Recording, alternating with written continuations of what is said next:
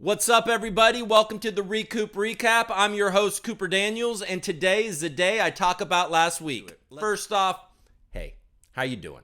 Welcome to the first episode of the RECOOP Recap. And if you're new to the channel, yes, these are real plants, and you will know this if you keep watching because you will observe them wilt. It's hard to keep plants alive. Kind of like hope in this market. Hey guys, you remember when we got all excited about a Bitcoin ETF? And then we learned that it was a futures ETF, which is basically just a tool for Wall Street to manipulate the markets like they do every other market? Oh man, because that is what's happening right now. The buying of Bitcoin is growing, and you can see institutional adoption happening at this insane rate, but the price keeps on going down. Yeah, folks. So the futures ETF is garbage. I was at a wedding recently and it was with a lot of very wealthy people, and they heard I was a crypto guy and everybody wanted to talk to me. I was the most interesting person in the room to some of those very wealthy people. And they're like, well, what should I do? Should I add, should I buy the ETF? I was like, don't buy the ETF. No, if they come out with a spot ETF, you can buy that, but don't buy this futures garbage. All the fees, it just doesn't make any sense. Just buy it on Coinbase at that point. You know what I mean? Just buy it on Coinbase, sir. I woke up this morning. I am filming this on Saturday. It'll come out tomorrow on Sunday. So right now for you watching this, it is Sunday morning or whenever it is. You know, you don't necessarily watch this right when it comes out. I understand. But Saturday morning, the first thing I open, Yahoo News, top story, Bitcoin uses the same amount of energy as a country of 45 million people. Like, my God, they will not let this go, okay? But then I tried to find that article again, and I couldn't find it. It's like they deleted it. I don't know what's going on, folks. But there seems to be a concerted effort to drop the price because I believe the big boys are entering. Now, I don't know. Once again, not financial advice, but it sure does seem like the big boys are entering. Did you watch any of Crypto Bahamas? Oh my God. Crypto Bahamas is FTX, the exchange, and SALT, which is Anthony Scaramucci, Skybridge. And if you know Anthony Scaramucci, he's a huge Bitcoin and Algorand bull. And FTX is obviously, well, they own a lot of Solana, I think. But they're also a very popular exchange. Doesn't matter. The point is that if you watch that, you know what is happening. Yes, there's Katy Perry and Tom Brady and a bunch of other stars. But I mean, there was heads of state there, like Bill Clinton, everybody's favorite ex-president, Bill Clinton, and Tony Blair, everybody's favorite ex-prime minister. But that neither here nor there. They are there. Neither here nor there. They are there. Can you tell that this is improvised? All I'm saying, guys, is that this is happening. And this is a very bullish time with a very, very bearish price action. It is time to accumulate, not financial advice. Stop taking financial advice from idiots on YouTube. But you can gather information. You know what I mean? I mean, in other news, you heard from Fidelity. Fidelity is just coming out hot. They have their new ETF products. They have a blockchain crypto ETF that they've come up with. They have a metaverse ETF that they come up with. They built the Fidelity stack on Decentraland. You can learn about ETF investing in the metaverse. There's a dance floor. I mean, they're all coming out, man. Morgan Stanley, I think, is in the metaverse. All these banks are starting to be like, oh my God, they're going to be selling a whole bunch of digital assets. There's going to be this massive new economy. We got to get in. So if you're waiting, folks, the big boys are like, I don't want to miss out. The FOMO is happening, not just us retail anymore and a few, lone wolves like a Michael Saylor or, now even an Anthony Scaramucci or whoever. It is everybody. I mean, Bill Clinton. That's so weird. I don't know. So Fidelity, who happens to be the largest 401k provider in the United States with about 20 million participants and $2.7 trillion in it, they are allowing up to 20% of those 401k plans to be Bitcoin. Now, the United States Labor Department's like, you can't do that. We don't like it. Or they're not saying you can't do that. They're saying we are gravely concerned about this because we got to look after people. You know what I mean? I don't know. I think the Labor Department is going to lose this argument, and Fidelity's kind of leading the way, aren't they? Oh, and also Central African Republic, which I've never heard of. I thought when I read the article, I was like, oh, Central African Republic, that's like a Central African country. But it's actually called Central African Republic. They are now accepting Bitcoin as legal tender there. Now, a funny twist to that is that the Central African Republic Central Bank was like, we didn't know about that. I have a feeling they're about to find out, though. Panama, they didn't say, hey, look, folks, we're going to make Bitcoin legal tender. They didn't make anything legal tender. Well, not yet, but they are regulating crypto in general. And they are saying it's a myriad of cryptos. You know what I mean? A myriad, Bitcoin included, ALGO, ETH. There's a few that you can now pay your taxes in Panama with, several different cryptocurrency. It is not going to be required that merchants accept it like in El Salvador, but they are definitely leading the way in Panama. So that's cool, right? It's also in Panama, it is exempt from capital gains. ApeCoin is now accepted on OpenSea as payment. Could Bored Ape Yacht Club make it any more difficult for the people that didn't buy one of those damn apes? I mean, god damn. So has anybody been paying attention to this Binance Russia thing?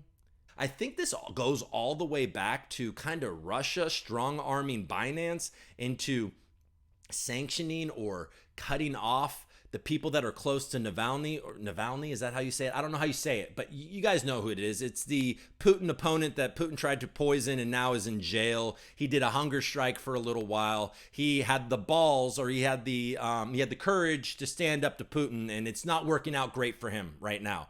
But the point is that Binance got some heat being like, wait, are you working with the Russian government to do this? And they're like, no, we're not doing it. But then other people are like, obviously Binance was visited by some very scary people and got scared into doing this, right? Okay, fine.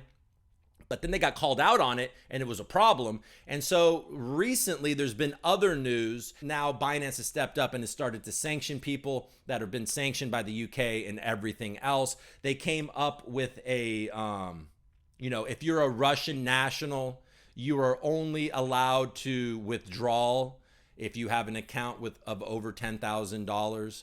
So they are starting to crack down on it. They came up with a Ukrainian refugee card so they can receive donations and all of these different things. So they're trying to correct it, and they have, and that's the news of the week. But there is a long history. If you're interested in going back and kind of reading into that, it's worth it. It's kind of a spooky thing. And we all know how spooky Russia is. Oh, also Telegram. Telegram is bringing back crypto. In 2019, they started doing it. They created their own crypto, the Open Project, or TON, I think is the token. And the SEC didn't like it, and they got in trouble, so they ditched it. And now, once again, on Telegram, you can spend Bitcoin or TON, I guess, TON. So that's cool. Coinbase says that they're trying to crack down on front running. In the past, good luck, Coinbase. So you're going to stop doing it yourself, right? You're going to stop telling your friends, Brian, about what they should be doing, which new ERC-20 garbage that they should be investing in. Sorry, I shouldn't do that. I should be widening the tent. But I mean, I won't be surprised if tomorrow Coinbase starts, integrating Fartcoin because it's an ERC-20. It's just like, what's going on? There are a lot of forks of Bitcoin, and there are just a lot of legit projects out there. Hey, different types of USDC, the ALGO USDC. Why don't you integrate that instead of a long list of ERC-20 tokens that nobody cares about? And I like Ethereum. I'm just saying. It doesn't matter. Point is that they're going to stop revealing the short list of tokens that they're considering, and they're only going to announce it after they integrate it, so people can't, get a whiff of it early and then buy it all up. And then, because we all know once a token lists, or usually when a token lists on Coinbase, it pumps and then it dumps, right?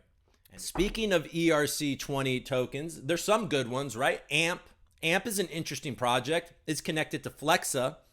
Flexa is a payment mechanism, a payment app, the SPEDN, is that how you say it? SPEDN, the SPEDN app, the SPEDN app. the whatever, you know what I'm talking about already. Right now, what they do is AMP is collateral, and they're facilitating instant payments. So if you can go right now, you could go to Whole Foods, Nordstrom, GameStop, Lowe's, and you could buy something with Bitcoin, and instead of having to wait by the cashier for 25 minutes while it clears, and they use AMP as collateral to make sure that the merchant gets the money, right? And that's cool, but they just announced something called Flexa Payments. And that is going to be released in the summer, and that's going to allow merchants online and in store to accept over 99 different cryptocurrencies immediately with any app or any wallet. They're integrated with 12 different blockchains. So you can take any wallet that is integrated with, one of those 12 blockchains, and you can go to any merchant and you can use it. If you look around the world and you start to think about how unsettled everything is, how disruptive COVID was, how everything is just changing, and crypto was right there. Bitcoin and all these other cryptocurrencies, tokens and coins, everything, the whole myriad of it was right there ready to step in. And you can see the use cases. You see it in Ukraine. You see it everywhere, right? There's this huge opportunity. And Russia cracking down on it, but they're like, wait a second, we need it.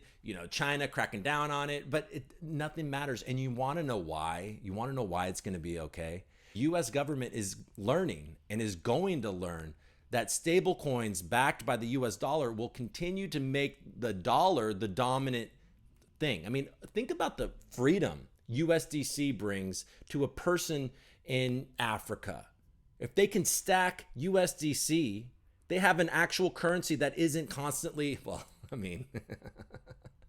the strength of the dollar is pretty remarkable right now, which is not great for cryptocurrency necessarily. But the point is when you look out there, what other fiat currency does anybody really want to hold? None of it. And we're going to find regulation that is going to continue to grow this. And Web3 and the metaverse is going to continue to grow. And it's just all becoming part of the future. Be part of it. And you guys all are, because you wouldn't be watching this if you weren't. All right, everybody. Hey, look, I know for a fact, what was it? I just read something.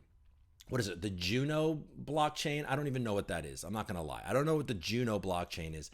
But there was something where the DAO voted to take away all the tokens from a whale because they said that they were gaming the airdrop. But the whale was like, no, I'm just managing a whole bunch of people's money.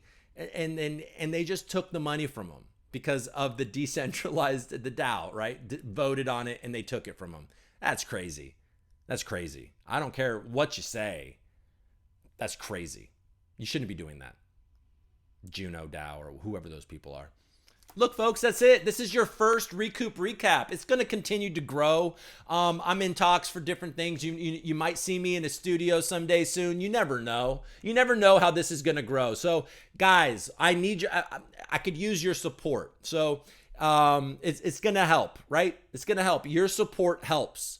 And it doesn't need to be financial or anything like that. That's not what I'm talking about. I don't care. You can follow me on Twitter. That's helpful, at @Coop_Daniels. You can subscribe to the channel. You can hit the like button, turn on notifications, the alert bell, whatever. All the things that you do, which will help the algorithm push the thing and, will bring the people, when they look up the RECOOP and they see, oh, he's got all these Twitter followers, it helps. You know what I mean? So let's grow this thing together. I appreciate everyone. I know, the RECOOP is a 1 year old. We just celebrated a year. And I know a lot of you have been here from the beginning, and I appreciate you. If you're a Coops holder, a Coops NFT holder right now, make sure you add the token HDL. Headline Inc. Headline Crypto has very generously offered to airdrop some HDL, and that token is actually doing very well right now. So we're lucky to have Headline as a sponsor to this channel, and they're very generous. So with this airdrop to the Coops holders. So if you're a Coops holder, add HDL. You don't want to miss it. You know what I mean? All right, everybody. So like I said, hit the like button, subscribe, follow me on Twitter, do all of the things. All right. Thank you so much. Have a great rest of your weekend and week, and I'll see you next weekend. See ya.